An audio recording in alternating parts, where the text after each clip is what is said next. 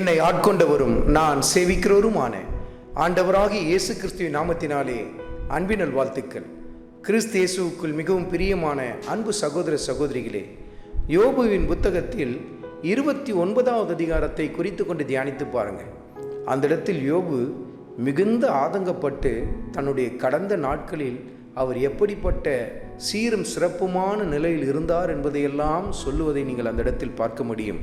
அதிலும் மிக முக்கியமாக அந்த அதிகாரத்தில் 6வது வசனத்தின் கடைசி பகுதியை குறித்து கொண்டு தியானித்து பாருங்கள். அன்னைக்கு இருந்த அந்த சீரும் சிறப்பும் எனக்கு இப்பொழுது இருந்தால் எவ்வளவு நல்லா இருக்கும் என்று சொல்லி மிகுந்த ஆதங்கப்பட்டு அவர் அந்த இடத்தில் பேசுவதை நீங்கள் பார்க்க முடியும்.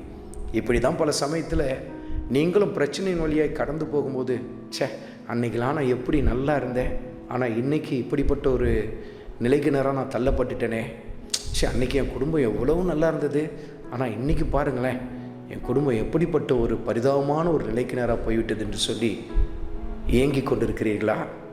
பல சமயத்தில் முந்தின நாட்களை, கடந்த நாட்களையெல்லாம் நினைத்து பார்த்து பெருமூச்சு விட்டு கொண்டிருக்கிறீர்களா?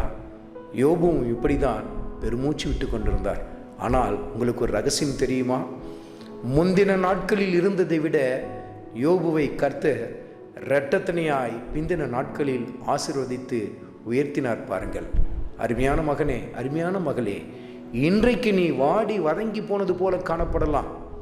கடந்த நாட்களை நினைத்து நீ ஏங்கி கொண்டிருக்கலாம்.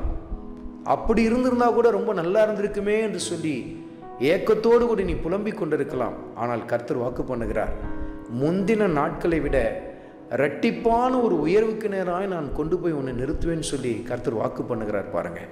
அருமையான மகனே, அருமையான மகளே, கர்த்தருக்காக பொறுமையோடு கூட காத்திருங்கள். பலத்த கரத்துக்குள்ளாய் அடங்கியிருங்கள். எப்படி யோபு உண்மையும் உத்தவமாய் கர்த்தரை பின்பற்றி போனாரோ அதே போல கர்த்தரை உண்மையும் உத்தவமாய் பின்பற்றி போக ஆரம்பியுங்கள். நிச்சயமாய் நம் ஆண்டவர் இயேசு கிறிஸ்து உங்கள் வாழ்க்கையிலே ஆச்சரியமான காரியங்களை செய்வார். முந்தின நாட்களை விட நீங்கள் பிந்தின நாட்களில் கலிகூர்ந்து கர்த்தரை மகிமைப்படுத்தத்தக்கதாய் மிகுந்த மனநிறைவோடு கூட, மிகுந்த சமாதானத்தோடு கூட உங்கள் வாழ்க்கையை நடத்தத்தக்கதாய் கர்த்தர் அப்படிப்பட்ட ஒரு நிறைவுக்கு நேராக உங்களை நடத்த ஆரம்பிப்பார். ஆண்டவராகிய இயேசு கிறிஸ்துவின் கிருபை உங்கள் அனைவரோடும் கூட இருப்பதாக. ஆமென்.